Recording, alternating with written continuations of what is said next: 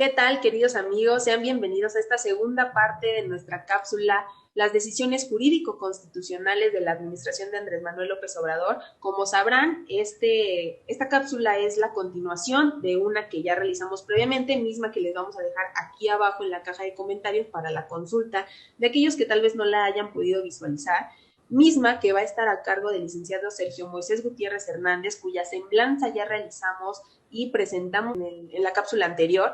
Así que nuevamente, Sergio, te damos la más cordial bienvenida para hablar sobre esta segunda parte de este tema tan interesante que son las decisiones jurídico-constitucionales de la actual administración, y nuevamente te agradecemos que estés con nosotros. No hay nada que agradecer. Es para mí un placer estar haciendo estas cápsulas para que puedan conocer mis puntos de vista y las opiniones que tengo en torno a los temas que has dicho en la presentación. En ese sentido, para entrar al tema de lleno, vamos a empezar con el tema de cómo es que observas la remoción de las candidaturas a los candidatos Félix Salgado Macedonio por el gobierno de Guerrero y de Raúl Morón al gobierno de Michoacán por parte del Tribunal Electoral del Poder Judicial de la Federación. ¿Qué opinión te merece constitucionalmente hablando este tema? Bueno, sí, en esta cuestión, más allá de todo el debate político que se hizo y que sí, ¿por qué el INE anteriormente no beneficiaba a otros regímenes partidarios y por qué no aplicaba la ley de igual forma? A mí me parece que la actuación del INE y del Tribunal Electoral fueron correctas, ¿no? Porque, como te comentaba en la pregunta anterior, las reglas del juego electoral, en ese artículo 41, pues son muy claras y ahí se establece, de hecho es en el apartado quinto, mal recuerdo, que todas las personas que quieran acceder a un cargo de elección popular, ya sean precandidatos o candidatos, deben fiscalizar las erogaciones que lleven a cabo en dichos procesos. Y en este caso, como ya bien lo estableció el INE y también la Sala Superior del Tribunal Electoral, estos candidatos no lo llevaron a cabo, ¿no? Y lo omitieron. Entonces, por tanto, de la interpretación constitucional, pues es una medida bastante razonable, a pesar de que pues, todo esto ha generado un gran debate político, porque el propio presidente, ¿no?, considera que este árbitro electoral le está declarando la guerra, ¿no?, digámoslo de alguna manera, y que el Tribunal Electoral pues no está emitiendo sentencias por independencia, ¿no?, y apegadas a derecho, lo cual pues totalmente es un error, ¿no?, porque también en términos de la ley de la materia, la Ley General de Instituciones y Procedimientos Electorales, pues establece esta obligación para que los candidatos y precandidatos cumplan con reportar las erogaciones que hagan, ¿no?, en periodos de precampaña y campaña, ¿no?, lo cual, insisto, son parte del juego electoral, ¿no?, son directrices que se deben respetar, así como también lo que comentábamos la pregunta anterior, ¿no?, que el presidente que hace mañaneras diarias, pues ahorita en tiempo de campaña, como también dice el 41, que son los 60 días para el periodo de elección de diputados, que es lo que haremos el próximo 6 de junio, pues no puede haber ningún tipo de propaganda gubernamental, ¿no?, en pro o en contra, no solamente en materia de protección civil y de salud pública, ¿no? Entonces, en ese sentido creo que va orientada, ¿no?, el hecho de que pues sean respetadas las reglas del juego electoral, y que también, pues en este caso, como han dicho varios especialistas, pues el Tribunal Electoral empieza a ganar confianza y legitimidad, ¿no?, porque en esta semana yo leía un artículo en internet que pues la ciudadanía ha perdido confianza en el Tribunal Electoral, ¿no?, y le tiene más confianza al INE, ¿no? Y pues creo que ello obedece a que pues ha emitido resoluciones polémicas, ¿no?, donde pues ha quedado en tela de juicio también precisamente la aplicación de las reglas del juego electoral, ¿no?, que te decía. Una de ellas, por ejemplo, otorgar la candidatura de Jaime González Calderón el Bronco, ¿no?, en el periodo electoral pasado, que es el actual gobernador de Nuevo León. Y entonces, pues creo que pues también aquí el tribunal se ha legitimado, ¿no? Y por otra parte, pues yo también celebro, ¿no?, que pues haya sido prácticamente por una mayoría de votos, ¿no?, los que hayan decretado que la remoción de las candidaturas. Solamente fue el magistrado presidente el que se pronunció a favor, ¿no?, el magistrado José Luis Vargas, porque pues también aquí de los argumentos que virtieron los magistrados en la sesión, yo rescataría el de la magistrada Yanino Tálora, que establecía que el derecho a votar y a ser votado pues no es absoluto, ¿no? Porque hay que someterse a las reglas del juego electoral, ¿no? Como la vez esta de la cuestión de fiscalización de gastos de precampaña y campaña. Y también, pues creo que pues en las voces de reclamo social de múltiples mujeres, del candidato de Guerrero, de Félix Salgado, que pues pedían que no fuera gobernador por los presuntos hechos de violencia y de acoso sexual, que pues, no han sido comprobados hasta la fecha ni investigados, pero pues, bueno, también es una buena elección, ¿no? Y una buena decisión el hecho de que pues, una persona con antecedentes negros, ¿verdad? Y con antecedentes pues delictivos, presuntamente, pues no ocupa un cargo de elección popular. Punto es vital que se enfatice, porque tal vez muchas personas podrían considerar que se le removió la candidatura por este tipo de acusaciones que se le estaban efectuando, y no, realmente no fue por ello, ya que como bien mencionas, no ha sido nada declarado judicialmente hablando, y el hecho del por qué se le quitaron las candidaturas o se les removieron a estas dos personas es por el hecho de que exactamente no pudieron comprobar los gastos efectuados en campaña, que es muy distinto al hecho de que tengan acusaciones de cierto tipo de violencia de carácter sexual. Entonces sí es interesante que la gente sepa este tipo de cuestiones, porque al final de cuentas sí se realizó lo que uno quería, pero no en el sentido por las razones que se esperaba que fueran sustentadas, ¿no? Entonces, continuando con nuestro estudio constitucional, Sergio, me gustaría saber si consideras que en aras de la aprobación de la ley de hidrocarburos que está próximo a publicarse, ¿consideras que sí va a haber una cierta interposición de amparos y de realizarse? Yo considero que sí. ¿El motivo por el cual consideras que podrían realizarse o concederse este tipo de amparos en contra de esta ley? Sí, claro.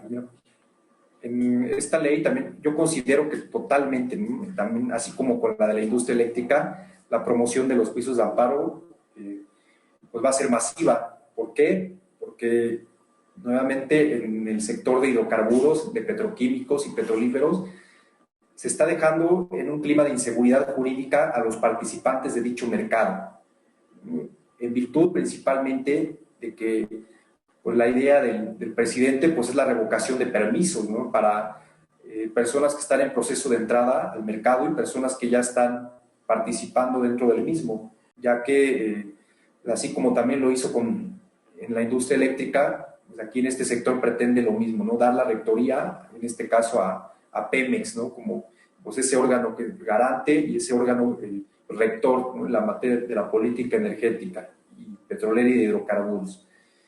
Y concretamente, yo podría decir que uno de los artículos más preocupantes es donde se establece una facultad para la Secretaría de Energía y la Comisión Reguladora de Energía de suspender los permisos cuando sea un inminente peligro a la seguridad nacional, la seguridad energética y la economía nacional. ¿No? Ahí creo que en este punto está la materia de varios amparos, ¿no? Porque la redacción de esta disposición deja en inseguridad jurídica a todas las personas que pretendan ser participantes del mercado o las que ya lo son, ¿no? Porque la norma debe de distinguir con claridad cómo se afecta a la seguridad nacional y cómo se ve implicada las afectaciones a la seguridad energética, ¿no? Y la economía nacional, cómo se vería tergiversada si yo participo, ¿no? O si a mí se me niega el permiso a participar en este sector, ¿no? Petrolero y hidrocarburos, que pues será muy interesante ver, ¿no? Cuál es el criterio de los jueces en materia de competencia económica, porque nuevamente recaemos al campo de la competencia económica, porque en virtud del marco jurídico constitucional, del capítulo económico, ¿sí? En específico los artículos 25, 27 y 28, el 25 que permite la concurrencia del sector privado en la economía, que serían pues, las empresas, en este caso del sector que quieran participar y que quieran obtener una concesión, un permiso, ¿no? El 27, que pues, precisamente regula y reglamenta toda esta cuestión de la otorgación de concesiones y permisos para el uso de los recursos energéticos, ¿no? Como es el petróleo, los yacimientos, los petrolíferos y los hidrocarburos, ¿no? Y también nuevamente la cuestión del 28 constitucional, que pues, protege el derecho a la libre competencia en el mercado. En este caso, pues en concreto, el mercado del sector petrolero pues no será la excepción, ¿no? Porque como en todos los demás, también existe competencia, donde varias personas quieren tocar la puerta, quieren tener una concesión para poder llevar a cabo pues, dichas actividades, ¿no? En el sector petrolero y energético. Entonces, pues será interesante ver pues, cuáles son los criterios en el Poder Judicial de la Federación y pues estoy seguro que será para la concesión de suspensiones provisionales definitivas y también después del amparo. De hecho, en ese sentido, y siguiendo con el tema de decisiones que han llegado ya a las instancias judiciales, tenemos la reforma energética y los múltiples amparos promovidos en su contra, así como el intento que tuvimos por parte del presidente Andrés Manuel López Obrador en cuanto a solicitarle al ministro presidente Arturo Saldívar el investigar al juez que se ha encargado de otorgar primigeniamente este tipo de suspensiones, Juan Pablo Gómez Fierro. ¿Tú consideras en ese sentido que la decisión realizada o tomada por parte del Ejecutivo Federal viola la independencia judicial? Bueno, pues este es uno de los temas que más ha sonado en la opinión pública durante todas estas semanas y yo también me adheriría a las voces que se está violentando la independencia judicial, en el sentido de que el fallo de la suspensión provisional y la definitiva hacen un excelente análisis y una excelente argumentación jurídica de los derechos que se ven vulnerados, ¿no? Con la emisión de la reforma a la ley de la industria eléctrica, ¿no? A diversas de sus disposiciones.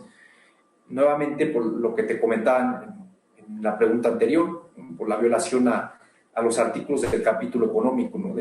Principalmente a la libertad de competencia y concurrencia en el mercado, ¿no? De la electricidad.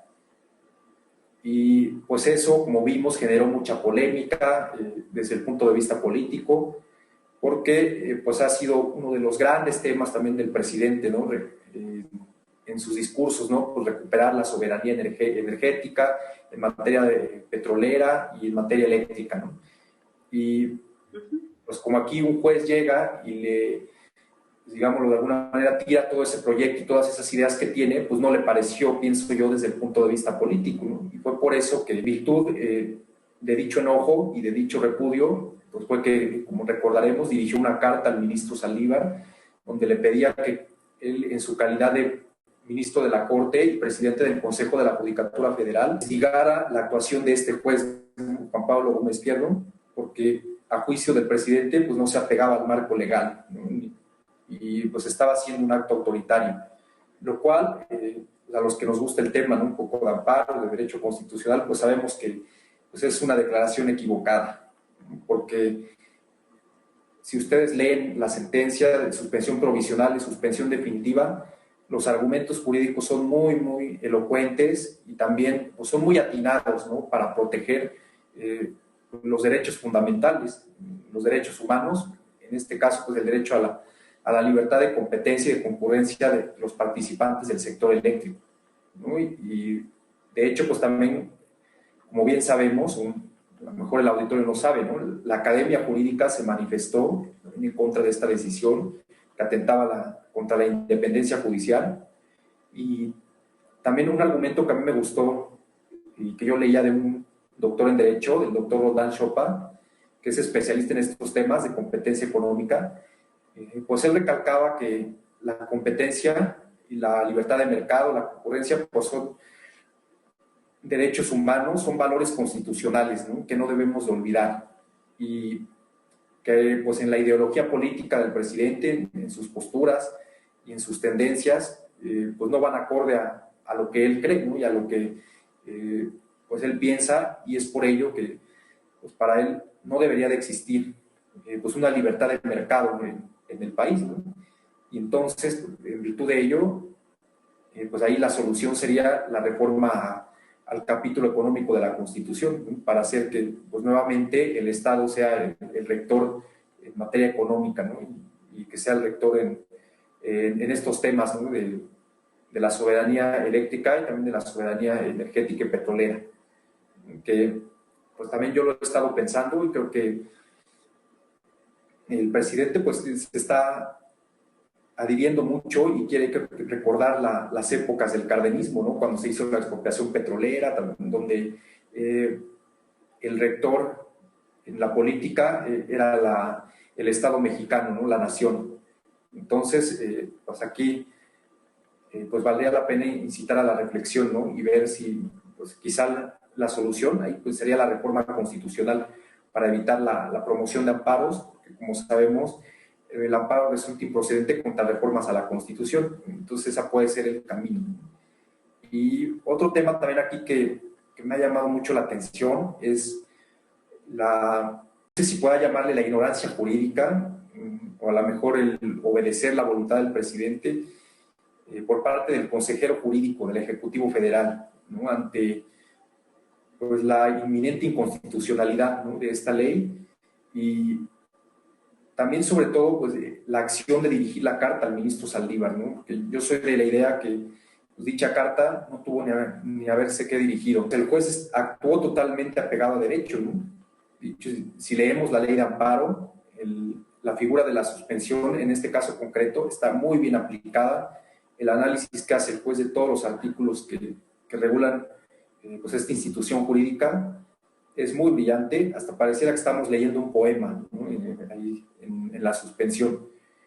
Y entonces, por tanto, creo que pues ahí la tarea de Julio Scherer, del consejero jurídico, pues debería de ser en aras de brindar asesoría jurídica al presidente, ¿no? Y decirle que cuáles son los caminos correctos, ¿no? Como el que te comentaba quizá, el de la reforma constitucional. Y pues bueno, los amparos, pues lejos de haber hecho el escándalo político, pues simplemente caminarse a recurrir la decisión del otorgamiento de la suspensión en el tribunal colegiado, ¿no? Que pues era a través del recurso de la queja, como establece la propia ley de amparo. De hecho, lo que mencionas es sumamente interesante en el sentido de proteger los derechos de los ciudadanos, que va muy en relación con el siguiente tema, que es sobre el registro que se tiene que hacer en el PANAT. Como sabemos, el día de ayer sumaron 155 suspensiones definitivas otorgadas por el juez, que en este caso es Gómez Fierro, en el sentido de que se estaba impugnando a fin de que las personas obtuvieran esa suspensión para evitar que tuvieran que registrar su línea telefónica en lo que se conoce como el PANOUT. ¿Por qué? Aquí debemos de mencionar que los amparos están a flor de piel, vence el término para interponerlo el 31 de mayo, así que uno de los puntos que me gustaría mencionar es en qué sentido podría realizarse el amparo, dentro de los cuales vamos a mencionar 4 muy interesantes. Uno es que no hay relación directa o causal para solicitar el registro de los datos biométricos de millones de personas y que esto sea como una consecuencia inmediata, como lo mencionábamos al inicio de esta cápsula, de la reducción de la incidencia delictiva. El hecho de que te tengan registrado no va a implicar una reducción en cuanto a que este tipo de conductas disminuyan, no va a suceder como tal. Entonces, ese podría ser uno de los sentidos del amparo. El otro podría ser que la entrega de los datos personales y de biométricos pues realmente no son indispensables para registrar una línea telefónica en este sistema que es denominado como el PANOUT, ya que no es vital, no es esencial que se tengan registradas. Asimismo, no menciona qué tipo de datos biométricos son los que se van a tener que entregar a la autoridad como tal. Como lo mencionaba el licenciado Sergio hace unos momentos, al ser tan ambiguo y tan genérico el término, deja espacio a la incertidumbre jurídica, es decir, se viola en ese sentido la seguridad jurídica de todas las personas que está tutelado en el 8 constitucional.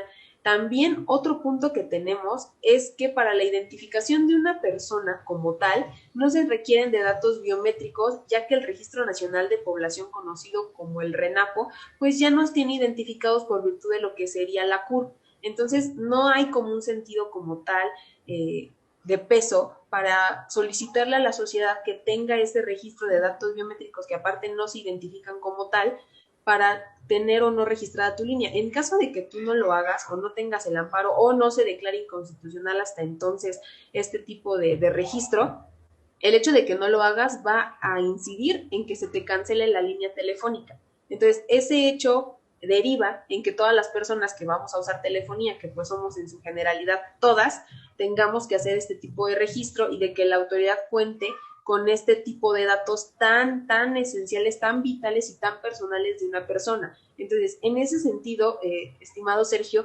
¿cómo calificarías constitucionalmente esta reforma a la ley de telecomunicaciones, en específico el registro en el PANAUT?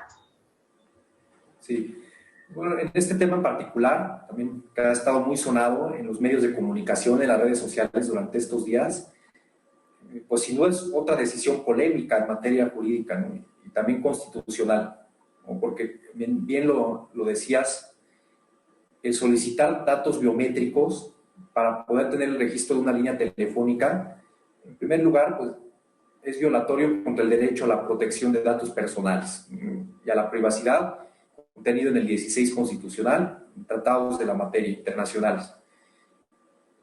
Y también fundamentalmente, de hecho, el argumento que manejas en cuestión de que pues, la ratio iuris de esta reforma legal recae en que pues, a través de este registro se puede evitar o mejor dicho, se puede controlar, ¿no? La comisión de hechos delictivos, ¿no? Y por medio de la geolocalización.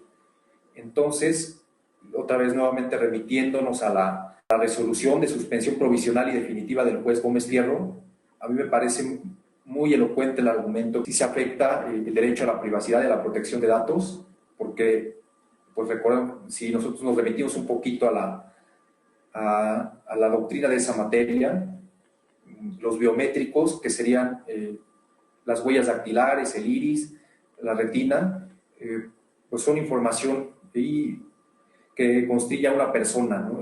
Y que en términos de la legislación especializada en materia de transparencia y protección de datos, pues constituyen datos sensibles, ¿no? Que no pueden darse a revelar sin tu consentimiento, ¿no? Entonces, en este sentido, el fallo de la suspensión provisional y definitiva, que hace énfasis en este argumento, a mí me parece muy rescatable, ¿sí? Me parece también que es pues un argumento valioso, ¿no? para concebir pues también la inconstitucionalidad de esta reforma legal, ¿no? A la ley de telecomunicaciones. Y también, por otra parte, otro argumento que a mí me parecía muy elocuente del juez Gómez Fierro es que al exigir que se tenga un registro nacional en un padrón de todos los usuarios de telefonía móvil, y que si estos no lo hacen en un lapso de 2 años, como se indicó en los transitorios de la reforma legal, pues la persona ya no podría estar utilizando la línea telefónica, ¿no? Lo cual también pues, es violatorio del derecho al acceso a Internet y a las tecnologías de la información, ¿no? Inclusive ahí también en la resolución el juez nos remite que según los datos del INEGI, más de la mitad de la población mexicana cuenta con un celular, ¿no? Y con acceso a Internet. Y entonces, al llevar a cabo esta medida y restringir el acceso al Internet por no estar registrado en el padrón, pues también sería vulneración a ese derecho, ¿no? Al acceso al Internet y a las tecnologías de la información, que pues es lo que, pues, como bien indica la ley de amparo, pues hay que analizar en términos de apariencia del buen derecho, ¿no? Que fue por eso que el juez falló en ese sentido y que vio que pues el interés social pues no corría peligro, ¿no? Y no se causaban perjuicios en su generalidad a la sociedad por hacer esta suspensión. Yo consideraría que esta reforma tal pareciera que es una condicionante a poder tú tener una línea telefónica. Es decir, si tú quieres ejercer este tipo de derecho de contar con un acceso a la telefonía, de contar con el acceso también a ciertos servicios, pareciera que es una condicionante el estar registrado en el PANAUT para tú poder ejercer ese tipo de derechos que ya están reconocidos desde antes de que existiera este registro. Entonces sí es un poco, la verdad un poco, bastante criticable, demasiado problemático, y que sí creemos que la acción que está tomando el Instituto Nacional de Acceso a la Información, el INAI, es adecuada en el sentido de solicitar la inconstitucionalidad de este apartado del registro de la PANAUT. ¿Por qué? Porque consideramos que, como ya se los habíamos dicho con anterioridad, no hay una razón de peso que justifique que el hecho de que tú estés registrado aquí vaya a incidir en que disminuya la delincuencia, ya que, como sabemos, incluso en las mismas prisiones se tienen este tipo de registros, y por supuesto que se sabe quiénes son los que llaman, a qué números llaman y todo ese tipo de cosas ya la autoridad ya la sabe. Entonces no creo que vaya encaminado a la reducción como tal de los delitos, sino es más como un sistema de control que se quiere realizar en la sociedad. Y a mí me parece que pues es una medida también de estado policíaco, ¿no? De control, yo creo que pretenden realizar pues los legisladores de Morena, ¿no? Fue su intención con esta reforma legal, porque pues al tú tener un control de las personas que tienen una línea de telefonía, pues te puede ser más fácil, ¿no? Para cuando necesites geolocalizarlo o necesites pues investigar las comunicaciones que en términos constitucionales, como sabemos, son privadas, Claro. salvo que exista una orden de autoridad competente, o sea, jurisdiccional o administrativa, que pretenda acceder a las comunicaciones privadas de las personas, ¿no? Y también, por otra parte, el argumento principal para vertirlo en los conceptos de violación de este amparo es la vulneración del derecho a la protección de datos, ¿no? Al exigir los biométricos y la privacidad, que como te comentaba, en términos de la legislación especializada de protección de datos personales, constituyen información sensible de una persona, a la cual pues, no se debe de tener acceso en una primera instancia, salvo causas justificadas. Y también, lo que comentabas al último, pues yo también lo celebro, que el INAI haya anunciado ya que se promoverá acción de inconstitucionalidad contra esta disposición que crea el Padrón Nacional de Usuarios de Telefonía Móvil, porque pues hay múltiples contradicciones, ¿no? con la Constitución y esta norma. La principal, yo diría, pues es la protección a los datos personales, a la privacidad, ¿no? Y recordemos que el INAI, que es el órgano garante en estos temas de protección de datos, es el que, en términos del 105 constitucional, puede promover la acción de constitucionalidad, ¿no? Para que pues esta norma sea expulsada del ordenamiento mexicano, ¿no? Y ojalá, como señala el propio 105, pues sea resuelta por una mayoría de 8 ministros, para que pueda tener efectos generales. En aras de protección de la sociedad, que va muy encaminado con el siguiente tema, que es la ampliación del mandato del ministro Arturo Saldívar. Como sabemos, el 23 de abril de este año, la Cámara de Diputados aprobó las reformas a la Ley Orgánica del Poder Judicial de la Federación y la Ley de Carrera Judicial de la misma. Consideramos que es un avance importante, de los más esenciales en cuanto al Poder Judicial se refiere. Sin embargo, el transitorio 13 de esta reforma menciona o prevé una ampliación de 2 años para el mandato del ministro Arturo Saldívar. Aquí lo preocupante o el punto que me gustaría abordar es que en caso de que ninguna de las personas, como bien lo menciona el licenciado Sergio, promueva las acciones de inconstitucionalidad a las que hay lugar, que como sabemos pueden ser los legisladores federales o locales que conformen o representen un 33%, el procurador de la República, los partidos políticos que tengan registro en el INE, por mencionar algunos, la CNDH en materia de derechos humanos. En caso de que no soliciten la declaratoria de inconstitucionalidad de este tipo o de este transitorio como tal, yo sí creo que constituiría un antecedente muy elemental para que otros mandatos, como es el presidencial, tuviera también una ampliación. ¿Por qué? Porque como bien se menciona, esta ampliación del ministro Arturo Saldívar es para que la reforma que se va a implementar pues tenga ahora sí que un soporte pues bueno, y no sea solo que en 2 años pues ya el ministro salga y ya esa continuidad no se le dé. Yo aquí creo que también se está desmeritando a muchas personas que pudieran realizar el trabajo del ministro Arturo Saldívar. No creo que sea la única persona que pudiera llevar a cabo la ejecución y materialización de la reforma como tal en materia de Poder Judicial. Entonces yo creo que ninguna persona es esencial para llevar a cabo un trabajo de ese tipo de índole, así que bueno, no podemos desnaturalizar a las demás personas que pudieran llevar a cabo, porque yo sí creo que esta determinación, más que por lo que se aduce que es en el sentido de que sea bien materializada la reforma, bien asentada, yo sí creo que sí constituye un antecedente bastante peligroso y bastante visionario por parte del Ejecutivo Federal para ampliar su mandato constitucional. ¿Por qué? Porque ya lo sabíamos desde un inicio, todos sabemos que todas las reformas que van sacando poco a poco son para ver cómo reacciona la sociedad ante ellas. Esta yo creo que es una de esas tantas, así que la verdad sí me gustaría conocer la opinión de nuestro especialista Sergio respecto a esta ampliación, y lo pongo entre comillas, de mandato del ministro Arturo Saldívar, que es presidente de la Suprema Corte de Justicia de la Nación. ¿Qué opinión te merece esto, estimado Sergio? Bueno, pues como se ha opinado aquí en el foro, también por diversos constitucionalistas que pues, han sido entrevistados, que han manifestado sus opiniones, pues totalmente yo me adhiero a que pues, es una decisión de inconstitucionalidad con todas sus letras. Y ello en virtud de que en el 97 constitucional se establece cuál es la duración que debe tener el ministro presidente, que es de 4 años, y en ningún caso podrá elegirse para un periodo inmediato posterior. Entonces, partiendo de esta disposición, y que pues como sabemos, la Constitución pues, debe hacer valer su principio de supremacía constitucional, ¿no? Y resulta muy preocupante que en un artículo transitorio se haya ampliado la gestión del ministro Saldívar.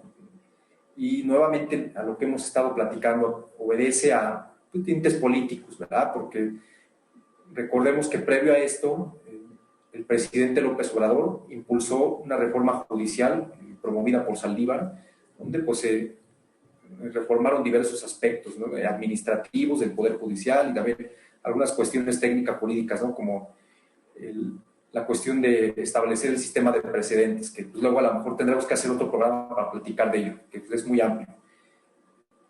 Pero bueno, concretamente en el caso del ministro Saldívar, considero que lo que debió haberse hecho fue una reforma constitucional, si era la intención de prorrogar el mandato, porque aquí, atendiendo al criterio de la jerarquía normativa, la supremacía constitucional, el 97 establece claramente que el ministro Saldívar, como presidente de la Corte, debe durar 4 años en el cargo y no se le podrá prorrogar para ningún periodo posterior. Y por tanto, un transitorio pues, no puede ampliarle por 2 años más la gestión al ministro Saldívar, sea en cualquier ley, que en este caso pues era la de la carrera judicial, la ley orgánica del Poder Judicial. Porque aquí conviene nuevamente recordar qué importante es el principio de supremacía constitucional, que pareciera ser que los legisladores de Morena se les olvidó, ¿no?, y no tomaron en cuenta, o realmente pues quisieron plasmar más bien la voluntad política del presidente, ¿no?, porque pues él ha dicho que el ministro Saldívar representa un cambio para la Corte, porque pues no es como los ministros de antes, que pues en él está garantizada el combate a la corrupción, y pues bueno, pues son otro tipo de argumentos, ¿no?, que a lo mejor el juez en su conducta, en las resoluciones y fallos que emite, pues deberá demostrar, ¿no?, pero con independencia y sin la presión de ningún actor político ni de ningún otro poder público del Estado mexicano. También otra cuestión aquí que me parece interesante, pues es ver el debate, ¿no?, que hubo en la Cámara de Diputados. Pude seguirlo y afortunadamente hubo una persona de Morena, Porfirio Muñoz Ledo, que sí se manifestó en contra, ¿no?, de esta reforma legal, porque pues, como bien sabemos, pues él sí tiene formación jurídica, y pues él decía que pues de aprobarse esta reforma, pues estaría atentando contra la Constitución, ¿no?, y sobre todo también contra la independencia judicial que tanto pues, se ha visto mermada en estos últimos meses, ¿no?, de la gestión de Andrés Manuel López Obrador. Y los ejemplos, pues ya lo veíamos, ¿no?, con el juez Gómez Fierro, como pues el presidente, cuando no emitieron un fallo que se apega a su criterio, pues lo manda a investigar, ¿no?, lo cual pues pone en tela de juicio la división de poderes, ¿no?, en el Estado mexicano.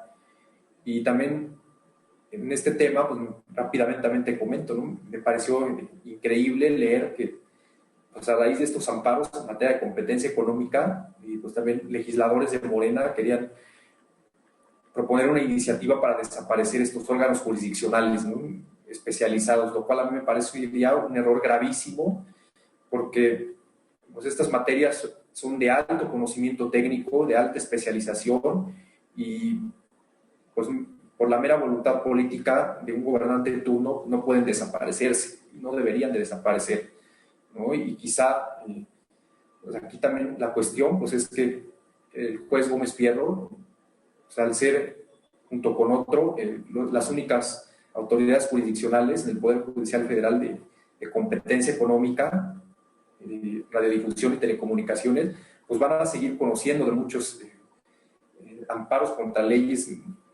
promovidas por el presidente y por Morena, ¿no? Y pues ahí pues vamos a ver cuál es la actitud que toma el Poder Ejecutivo, ¿no? Ante pues todos los probables amparos, ¿no? Y todos los probables escenarios, ¿no? de inconstitucionalidad de sus leyes que pueda haber.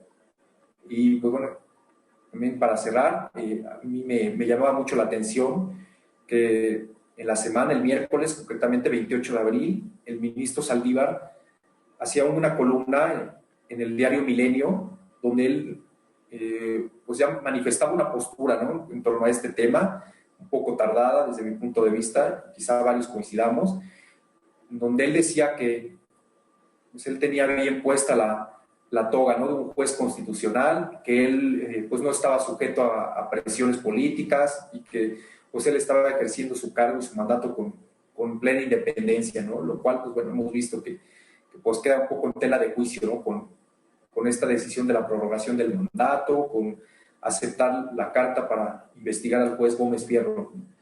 Y la aprobación de la consulta popular también. Exacto, ¿no? Sí, también, que pues él fue de los primeros en decantarse por la constitucionalidad.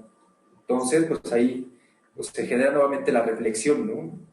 Como lo decía yo en el libro del doctor Salazar Ugarte, si el poder y la política pues se están imponiendo sobre el derecho, que lo cual pues es preocupante, ¿no? Y que veo que pues varias voces de especialistas, doctores en derecho, ¿no? Por ejemplo, pues la verdad casi lloro, ¿no? Leyendo la semana una columna del doctor López Ayllón, que pues él decía que visualiza un panorama negro, ¿no? En materia de cumplimiento a la Constitución y en materia de decisiones apegadas a la constitucionalidad, ¿no? Lo cual pues, a mí me dejaba preocupado, ¿no? Que los especialistas en la materia así lo vean. Y pues realmente, pues sí coincido, ¿no? Porque pues todos los ejemplos que hemos puesto en esta charla, pues dilucidan claramente, ¿no? Cómo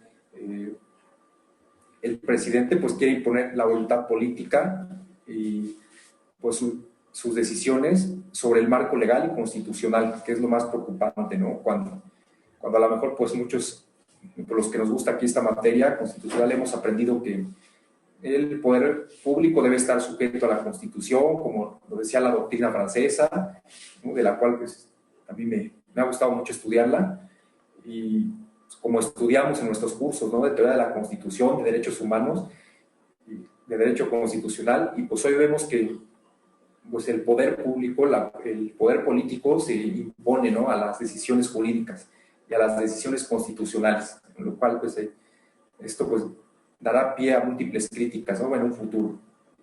Sí, de hecho tristemente podemos observar en este último ejemplo que si eres un juez que estás conforme a los criterios totalmente antijurídicos de la administración, pues se te amplía el mandato, ¿no? Pero si eres un juez que va en contra de las decisiones de la administración, buscan desaparecer tus órganos jurisdiccionales, claro. ¿no? Estamos al contentillo de las personas, dejando de lado ya ni siquiera las leyes, sino la Constitución, que es algo totalmente reprobable, no puede suceder, no puedes tratar de, mediante un transitorio, ampliar mandatos que ya están fijados en la Constitución de años y que tienen que seguirse respetando y no velarse por el cambio si porque una reforma va a entrar o no. Entonces ese argumento, si en caso de que la Corte llegara a tornarlo constitucional, que no sería nada novedoso, ya que vimos que una consulta popular que a todas luces era inconstitucional fue aprobada por los ministros, pues también tendríamos que estar sujetos a ver qué realmente va a determinar la Suprema Corte de Justicia de la Nación, ¿no? Entonces, Sergio, la verdad te agradecemos demasiado que hayas destinado todo este tiempo para hablar sobre las reformas constitucionales. La verdad es que son reformas que tal vez podrían verse un poco difíciles de entender, pero que a la voz de una persona como tú, que nos puede explicar de una manera breve, concisa independientemente de que el video consideramos que va a quedar un poco extenso, creo que los temas que se abordan aquí están muy digeridos, están bastante entendibles y se observa claramente las consecuencias que tiene cada una de las reformas en la vida jurídica de todas las personas, porque todos estamos inmersos en este globo del derecho que de cierta manera nos va a afectar, como lo es lo del registro de los datos biométricos en la materia de telecomunicaciones para el registro de las líneas celulares. Muchas gracias a ti y a tu equipo por invitarme a participar en este programa, ¿no? Y como bien dices, pues hablar de temas que me gustan, que me apasionan y pues de hacerlos de forma digerida y pues, de fácil acceso para cualquier persona, ¿no? Que sea abogado o no sea abogado. Esperamos que en verdad les haya gustado.